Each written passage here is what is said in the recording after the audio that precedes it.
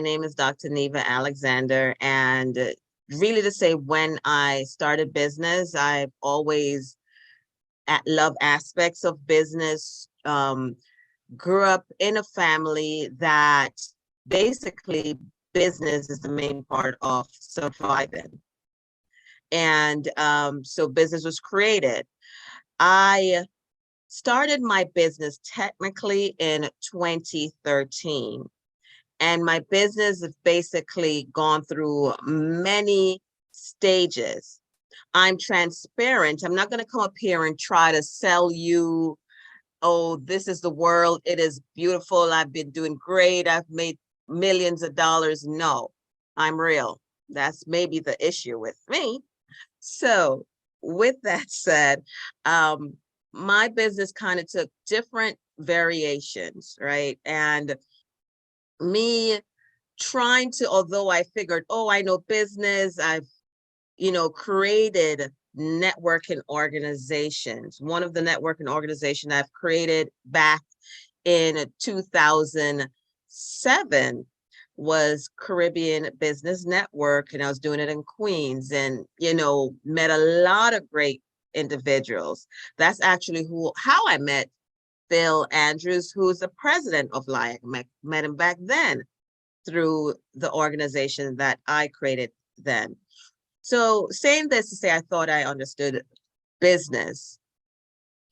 2013, I came back from a position that I had in Saudi Arabia as a professor initially, and then I moved on to chairing the department, where one of the big things I saw there were, the opportunities for females. They wanted, especially females, wanted to start their own business. And I got really intrigued with it, right?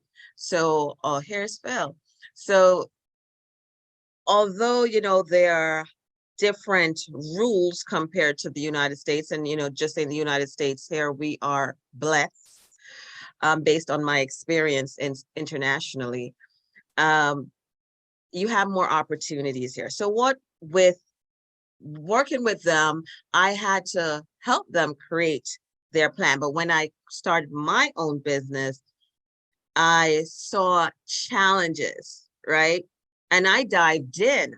I'm the one who teach how to do business plan, but I dived right into business without a plan. And I realized, you know what, Neva, you really need a plan. And that's what we're going to talk about today, right? The business plan, how to put it together. Now, a business plan program is not going to be condensed. This is where I'm just giving you some tips, and, we're going to interact. We're going to ask you questions as well about, no problem, Phil Andrews. So I'm going to be asking you questions, as well about your business and stuff like that as we move on. But a business plan is really needed, I believe, to give you a structure and a guidance and how to move your business forward, right? I know some people are like, well, why do I need it? Well, let's talk about it. I'm going to put up a PowerPoint that I am structured, that I could go through it. You could see some information, and it keeps me on track. Welcome, everyone. All right. So let's go.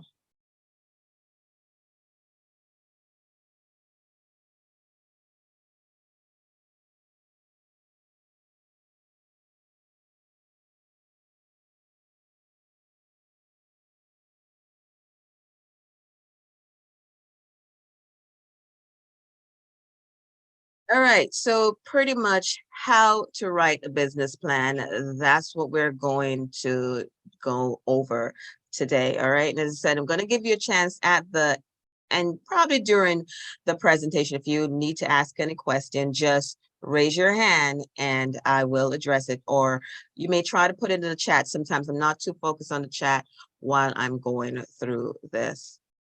Now, this slide that is going to look overloaded. Please understand it is a presentation where I do for a class that might be 3 days, like at a retreat or something like that, right? So I made it condensed for you guys speaking. So why do you need a business plan? I can't tell you how many people that said, well, I really don't need a plan. I have everything in my head. Oh, I write it on my website. Oh, people know what I do. That's fine. Well, guys, number one, a business plan is there to guide you. That's number one. Number two, if you decide you're going to branch out, if you decide you're going to need investors, if you decide and anything like that, you're going to need a business plan. Business plan for a nonprofit. Yes, you definitely need a business plan for a nonprofit organization. Why? Because grants, when you're doing grants, they're going to ask for the plan. They need to understand the structure of your business. So business plan, it outlines the basic underlining a business, what problems will be solved, and describe how the business will execute its plans to solve the problem. Guys, when you step into business, you are solving a problem. If you're not solving a problem, it doesn't make sense. What am I talking about? If you open a restaurant, the problem is that maybe in that community, maybe you have soul food, right? Maybe you decide you're going to open some kind of fusion of different flavors, right? Because maybe that community needed. There are no restaurants in that area, which I doubt, but I'm just putting this as an example. So you're solving the problem of people eating, right? People need to survive, eat to survive, so to speak, right? Or you start a nonprofit. What is the problem you are trying to solve?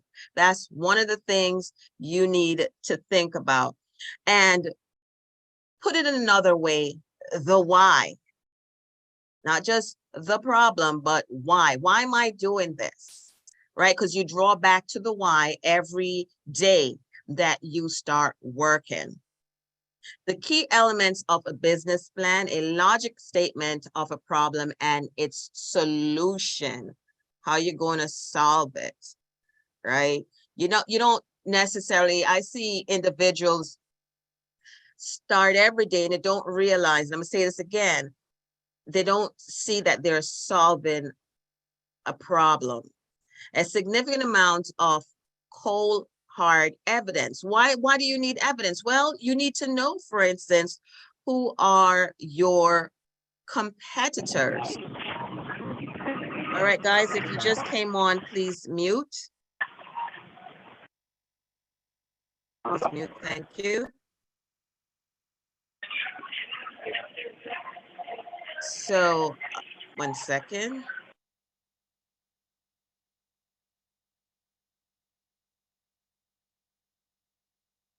All right, please mute, guys. I will mute you. Okay, to just make that easier for all of us.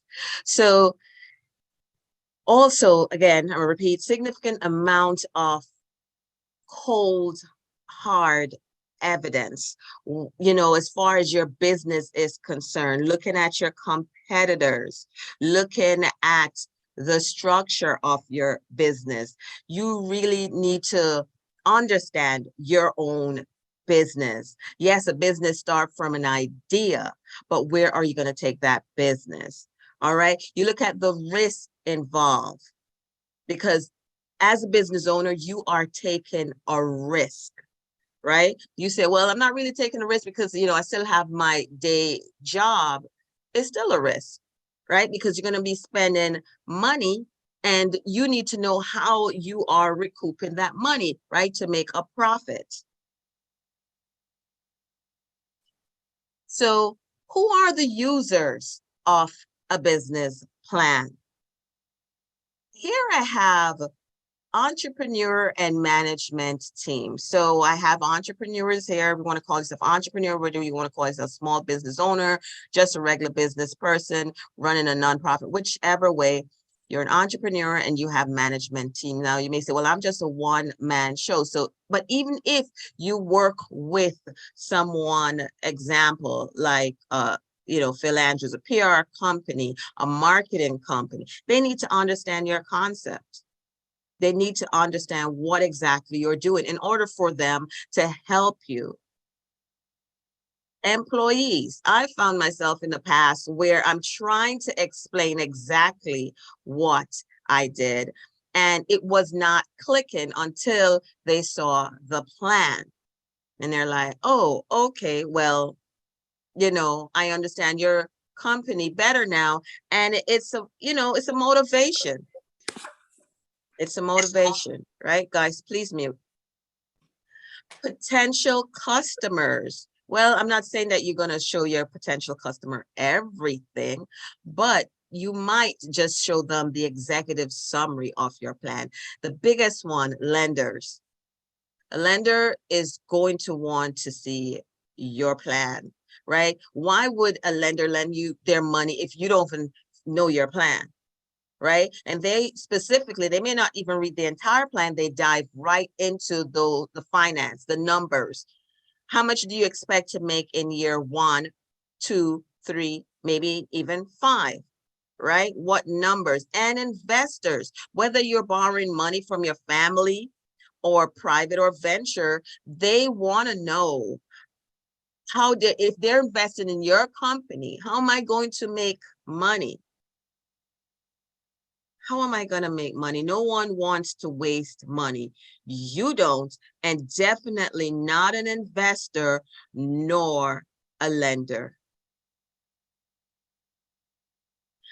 The first time I had to put together like a real, not a business plan just for myself, but it was for a lender. I went to a bank and they said, okay, how much do you need? I was very ambitious. I was trying to buy a gas station.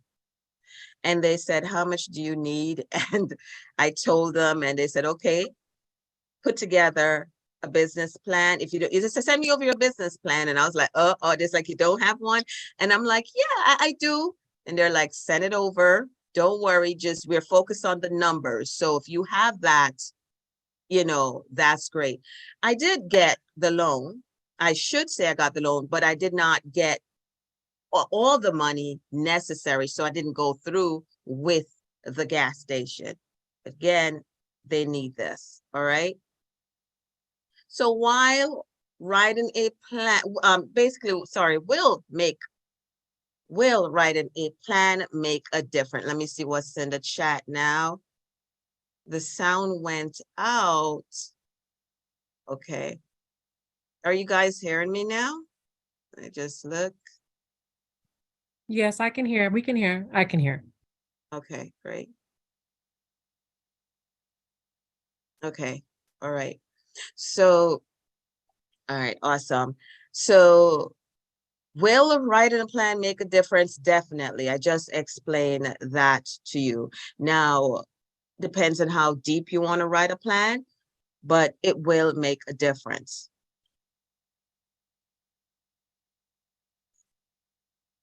So the balance between planning and executing, the factors affecting the extent of a plan. You need to provide a clearly articulate statement of your goals. What are your goals? What are your strategy? Please mute. How much is the membership? We offer the monthly for $9. Please mute. I'm going to mute her. Okay, here we go. So factors affecting the extent of the plan to provide a clear, articulate statement, right? You need to really explain yourself. And when I work with individuals to whether it's teaching them one-on-one or within a group setting or doing a consultant to write a plan, I have a lot of questions to ask. However, I find somewhere like, oh, you do a business plan, just write it. Well, I can write it from what I think, but really need your participation to give the key components because it's your plan, not mine. All right. So it's to serve as selling document to all shared with outsiders. All right. It provides, by the way, credibility. It helps secure favorable credit terms from suppliers.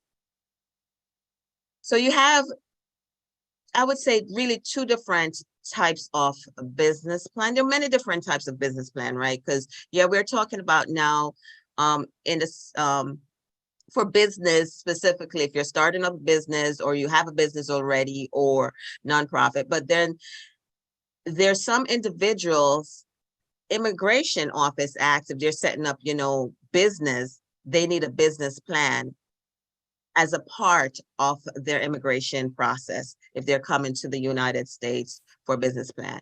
But you could either do a short plan. My short plan is usually 10 pages. Some people say that's too long, but it's a short plan. It covers the basic, and it gives you an idea. This is more for you. The comprehensive plan, it goes in depth. We're, looking at numbers. We're looking deep into marketing strategy. We're looking into the SWOT, right? Your strengths, the weakness, opportunities, and threats, right? We're looking into all those. We're looking into your competitors, what your competitors have. What are you not doing? What you need to do, right? What are the advantages? These are things that goes really deep into a comprehensive plan. So when you look, whether it's a basic plan or the short plan or a comprehensive plan, here are some things you need to have. You need to have, it's not here, but like the vision, right? Where do you see yourself, the mission, how you're gonna get there, your goals, and what are your operating principles? It doesn't matter if you have a service business or a product business, right?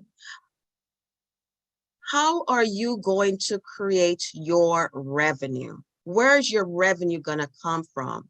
It is recommended at least have 3 streams of revenue. 3 streams of revenue. Okay, guys? So is it, have you ever thought about your 3 streams of revenue? Give you an example for mine. And again, we're going to talk about also the business model being a part of the business plan, but I had to change my business model a few times, right? So my stream, training, I do training, I do development, I do consulting, right? There, I also deal with, within all that, I do conferences. Like I have a big conference, to me it's big, a women's conference, March 11th at Hofstra University. It is also a stream of income.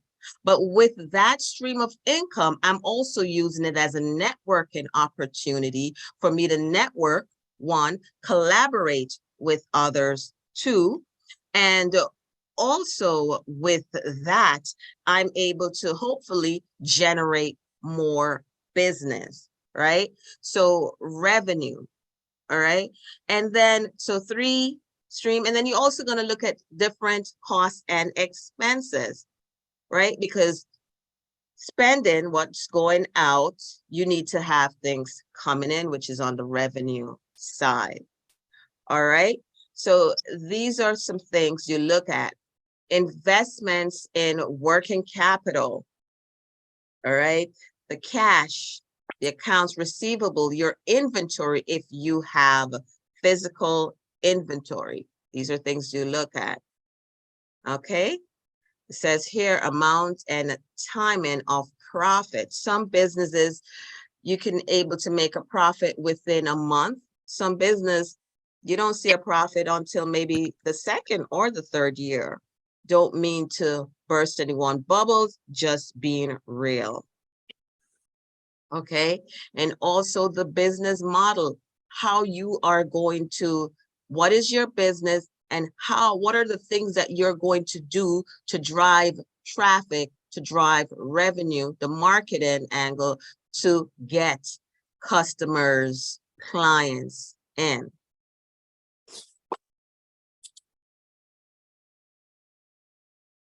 So developing a business model, some key elements in a business model, and we just kind of look at it slightly there. Again, the revenue model, your cost structure, required resources to grow the business, and the business model risk. You will also have, as I said again, risk. So you may come up with a business model. Example of this would be, well, I am going to do retreats as a part of my, business model. Maybe you have a spa. Maybe you're an instructor, a gym instructor. I'm just putting stuff out there. And what risk will come with that? And risk could come in many different forms, not just financial, but being liable, right? If you deal with children, what are some risks involved? And if you're in a medical field.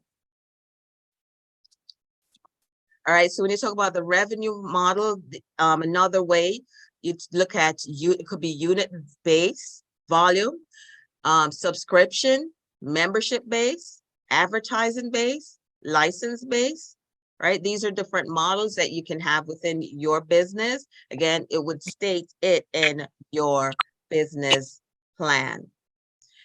And revenue streams, do you have just one revenue stream or multiple within your business? So guys, I'm going to ask you right now, just to put in the chat, do you think it's good to have multiple revenue stream within your business or one? I'll wait for you. Just put in the chat, multiple or single. Let me see what you guys are saying. Multiple. Okay. Single, I see single. Multiple. All right, so most of you said multiple, and one said single. Now, here is it. Some people believe that if it's single, you focus in your one energy, your one time, and you just push that one thing. Some people believe, and you could make more money like that. Some people believe in that concept. Some people believe if you have a multiple, you can get money when this is not working, right? I'm talking about within that business. I'm not talking about, okay, you have a beauty salon and you decided to, teach, I don't know, yoga, but everything within that business. I personally gravitate towards the multiple, but not too many, because I can lose focus, but that's me. It depends, all right? Every business is different, correct, right? So every business is different. You need to understand your business and to see if it works for you. Because the last thing you want to do is feel like an octopus. You're all over the place trying to run your business. Okay. So when you're developing the business model within the business plan, you need to look at who are your most likely to be your customer. Who are going to be your customers? I remember once I was working with someone, she's in a wellness business, and I said to her, who are your customers? And she said, everyone. I said, that's a problem. And she was like, looking at me like that's crazy. I'm like, listen, at a certain level, it is better to target, right? So you're the particular age, you're in a wellness business, you're a particular age, you look great. And I said, she looks great. Focus in on the demographic that you believe you have access to and work that demographic. Then that demographic will be able they have to find it though. You have to know where you have access to these individuals. And then from there you work. So if you put your business plan together, who are your customers? Are you serving the Bronx, Brooklyn, Manhattan, Long Island, Suffolk? You know, who are you serving? Okay, so Peter, father of business, first question of any business is, who is my customer? Yes, definitely, right? Because why you in business? I know everybody have a great idea. Yeah, that's why we're here. But how are we going to make money? We need to know who they are, right? For me, I know that, now again, being real, there are a lot of small business owners, right? So for me, there are more business owners that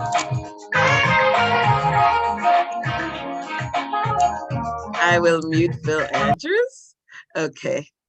So yeah, as I was saying, small business owners, there are many small business owners, but I also know that I don't have access to every single business owner. So I focus in on those that I can get access to, right? So how are they different from the general population? You need to know this for your business. Again, write it down. These simple questions, write it down and put it as a part of your business plan. What events will trigger the need or desire for your type of product or service, right? So guys, you can't have, I mean, I don't know, you can't just have a random event and it does not connect with your business. And I make sure I'm careful of that, because so many opportunities might come, and it does come to me where they're like, oh, partner with such and such, or you need to have this event. But how does that event, or will it connect to what I do, right? So state some of the events, because why events, whether it's, and when we say events, we don't mean it doesn't necessarily have to be a conference. It could be a retreat, let's say retreat, or it could be you know, you meet at a location and it's just 5 of you guys or 10 of you guys, you know, there. It could be so many different variations, but what are the events? When will these events occur? Can they be predicted? Are you going to just do one event per year? Are you not an event person? If you are a nonprofit, I do believe you need to do events. And I mention that because I know there's someone here from, you know, that has a nonprofit, right? There was a time that I specifically focused in on, I have a nonprofit as well, right? But my nonprofit, I do college counseling with students, right? Through donations to the nonprofit. I keep it simple because my main business is heavy. So a lot of things happening under my main business. But once in a while, I will do a webinar giving information on college admissions process, right? When, how will your customers make decisions on whether or not to buy your product and service, right? Because they will make decisions right away. There's some, not right away, but sometimes they say, there's someone I want to deal with or not, and will I buy your service or not? All right. I spoke with someone today and she was excited. After 5 years, someone finally came to her that she met 5 years ago to do business with her, right? What will be the key decision factors, right? So what will be the key decision factors in your business for customers to do business with you and so on? How will your product or service compare to that of the competition on these key factors? Let me tell you, when you do a business plan, I suggest look for 3 competitors. Here's the thing, when I mentioned to individuals to, let's see, yeah. Do you think that participating as a vendor tabling event is profitable for a nonprofit. It depends on the event. It depends on what your business is and what is the event. Right? So, you know, for me to say, well,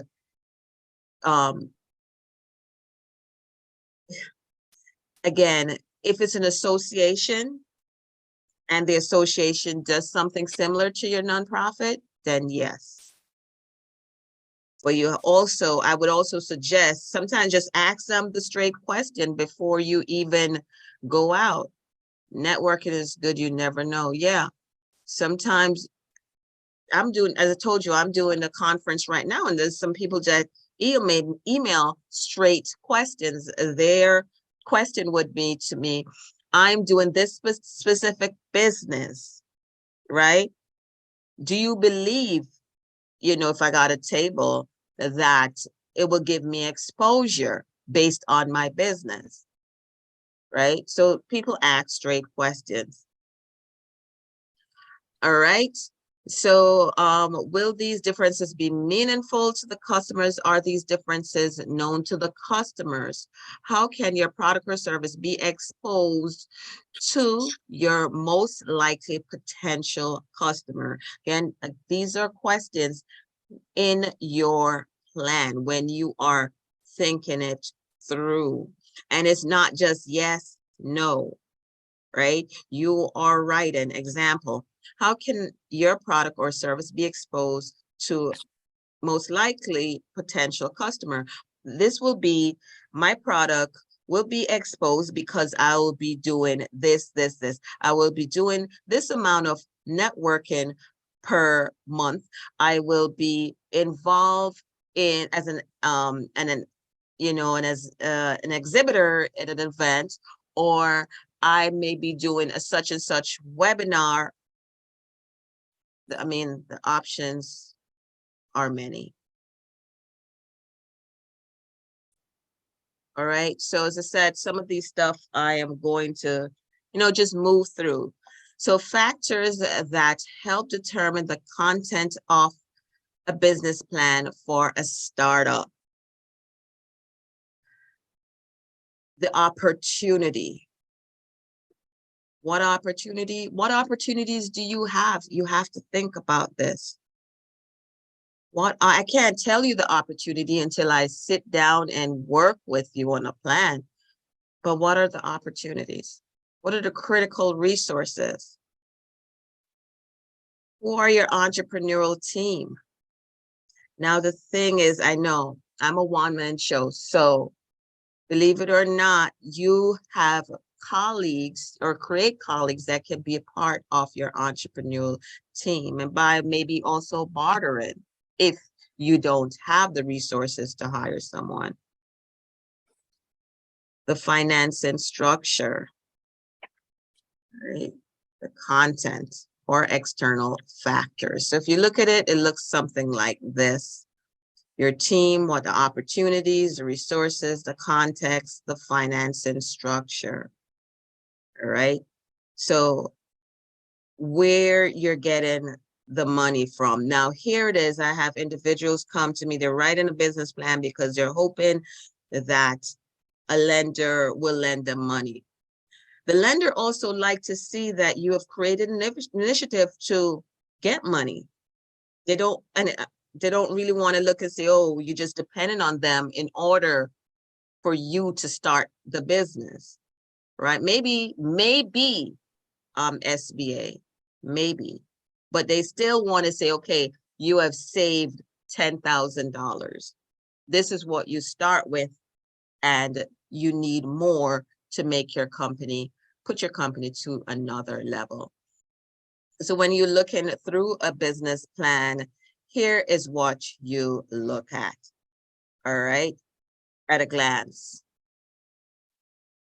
The cover page, the table of contents, right, which is listing of the key sections of the business plan.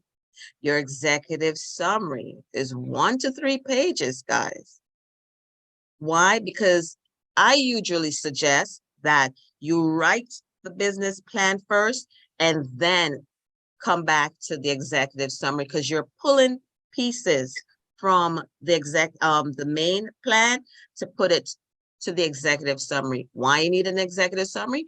Because you don't know the reader. Sometimes the reader is not going to sit there and go through this. Like the banks, I know they're looking at the numbers and they'll probably look at the executive summary, get an idea, boom, boom, boom, and they may make their decision like that, right? The executive summary for grants, that might work well, unless they may ask you for more in depth, but the executive summary could be pulled to put as a part of a grant proposal. Industry, target customers, and competitor analysis. I mentioned these things quickly earlier, but you know, your target customer and analyzing your competitor, as I mentioned. Let's see what we got in the chat. What about a business plan canvas? Yeah, that can work too. Again, it depends on what's your goal, right? For me, I have helped as many different people with business plan. I remember one, I'm not going to say too much. She is not in New York, so I'm safe just to talk because I sign non-disclosure. But she came, she had a great idea, so she thought, and her reason for creating a business, she thought she had a need where it could be solved, yes, but then she also wanted to pass on a legacy to her family. Okay, great. But then what she was creating, the expenses, after looking at going through all the numbers, she literally, after she paid me and everything, she stopped. She said, I can't, because she saw the numbers, she's going to go broke. Now, what if she had started, right, and then realized the numbers, right? So sometimes being detailed or comprehensive make you really see things in depth. Your company description, your objective, right? What are you selling? Because that's what you're doing, no matter what business. In nonprofit, you're selling something, right? Are you a startup, or you buying out, or you expanding? So when you expand, you need to do a business plan. And there's another part after business plan, you have a strategic plan, right? How you're going to move forward and get there. Product service plan, justification of why people will buy the product or service based on its unique features. The marketing plan, and this is where a lot of people get stuck in the business. Hence the reason why I asked initially, where do you get stuck? The response or the challenge that I usually hear is finance and marketing, right? And when you put your business plan together, now you, of course, you know, social media is a big thing. The older generation, sometimes they're just not comfortable with that. So sometimes they work what you're comfortable with too, because if you're going to force yourself to do social media, it may not work out for you because you may not be consistent at it, right? Some people are great at asking for referrals, right? So if you know you're good at that, work it. If you know you're good at networking, work it. But I do believe you have to be in marketing, you have to be doing a few different things to pull it together. It can't just be one. It can't just be, oh, I'm just going to base it all on PR, right? Public relations, which is actually technically different from marketing for those that may not know. Okay. So again, for me, you know, sometimes it's just better if I get everyone into a room and talk, right? I love to speak, so I utilize it. I also do YouTube, right? Sometimes I get pressed. I'm like, oh my gosh, hardly anybody watched my video. But then someone will come back and say, hey, I saw your video. And I'm like, oh, okay. Right? Some people don't want to be seen on camera. Sometimes I don't want to be seen on camera. But they'll have, podcasts. You could use that as a part of your marketing plan. So many different things. All right. Operations and development. So operating on manufacturers, operating facility, your location, these are things you think about.